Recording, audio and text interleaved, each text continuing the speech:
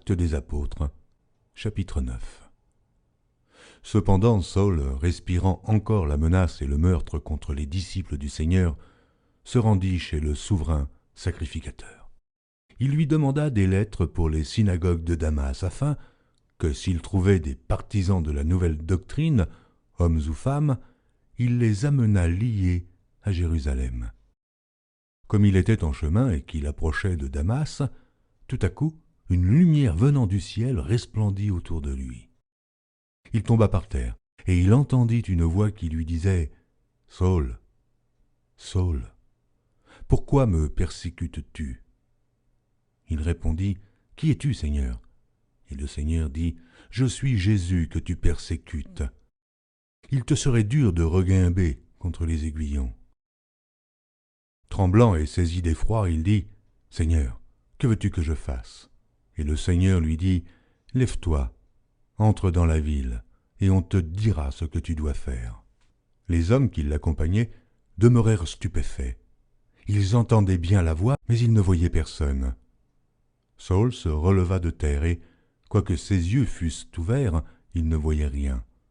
On le prit par la main et on le conduisit à Damas. Il resta 3 jours sans voir, et il ne mangea ni ne but. Or, il y avait à Damas un disciple nommé Ananias.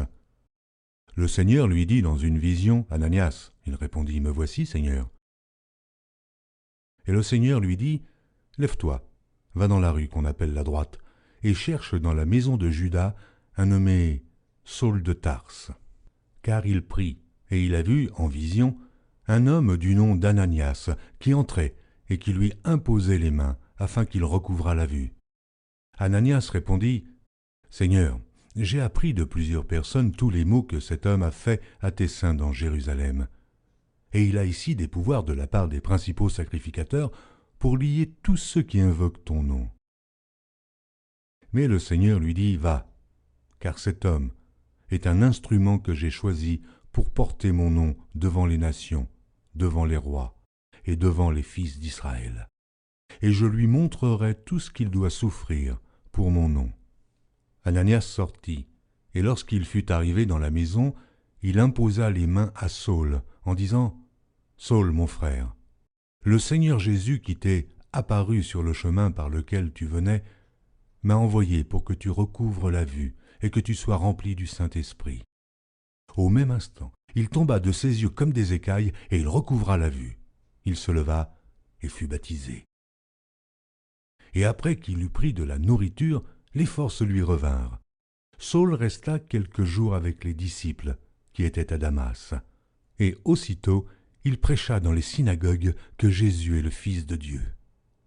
Tous ceux qui l'entendaient étaient dans l'étonnement et disaient « N'est-ce pas celui qui persécutait à Jérusalem ceux qui invoquent ce nom ? Et n'est-il pas venu ici pour les emmener liés devant les principaux sacrificateurs ?» Cependant, Saul se fortifiait de plus en plus, et il confondait les Juifs qui habitaient Damas, démontrant que Jésus est le Christ. Au bout d'un certain temps, les Juifs se concertèrent pour le tuer. Et leur complot parvint à la connaissance de Saul. On gardait les portes jour et nuit, afin de lui ôter la vie. Mais, pendant une nuit, les disciples le prirent, et le descendirent par la muraille, dans une corbeille. Lorsqu'il se rendit à Jérusalem, Saul tâcha de se joindre à eux, mais tous le craignaient, ne croyant pas qu'il fût un disciple. Alors Barnabas, l'ayant pris avec lui, le conduisit vers les apôtres et leur raconta comment, sur le chemin, Saul avait vu le Seigneur, qui lui avait parlé, et comment, à Damas, il avait prêché franchement au nom de Jésus. Il allait, venait avec eux dans Jérusalem, et s'exprimait en toute assurance au nom du Seigneur. Il parlait aussi et disputait avec les hellénistes, mais ceux-ci cherchaient à lui ôter la vie. Les frères, l'ayant su, l'emmenèrent à Césarée et le firent partir pour Tarse. L'Église était en paix dans toute la Judée, la Galilée et la Samarie, s'édifiant et marchant dans la crainte du Seigneur, et elle s'accroissait par l'assistance du Saint-Esprit.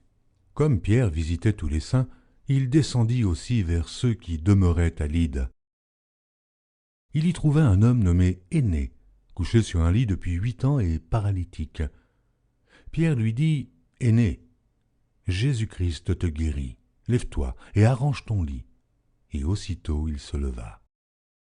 Tous les habitants de Lyde et du Saron le virent, et ils se convertirent au Seigneur. Il y avait à Joppé parmi les disciples une femme nommée Tabitha, ce qui signifie Dorsa. Elle faisait beaucoup de bonnes œuvres et d'aumônes. Elle tomba malade en ce temps-là et mourut. Après l'avoir lavée, on la déposa dans une chambre haute. Comme Lyde est près de Joppé, les disciples, ayant appris que Pierre s'y trouvait, envoyèrent 2 hommes vers lui pour le prier de venir chez eux sans tarder. Pierre se leva et partit avec ces hommes. Lorsqu'il fut arrivé, on le conduisit dans la chambre haute. Toutes les veuves l'entourèrent en pleurant et lui montrèrent les tuniques et les vêtements que faisait Dorsa pendant qu'elle était avec elles. Pierre fit sortir tout le monde, se mit à genoux et pria. Puis, se tournant vers le corps, il dit, « Tabitha, lève-toi. » Elle ouvrit les yeux, et ayant vu Pierre, elle s'assit. Il lui donna la main et la fit lever. Il appela ensuite les saints et les veuves et la leur présenta vivante. Cela fut connu de tout Joppé, et beaucoup crurent au Seigneur. Pierre demeura quelque temps à Joppé, chez un corroyeur nommé Simon.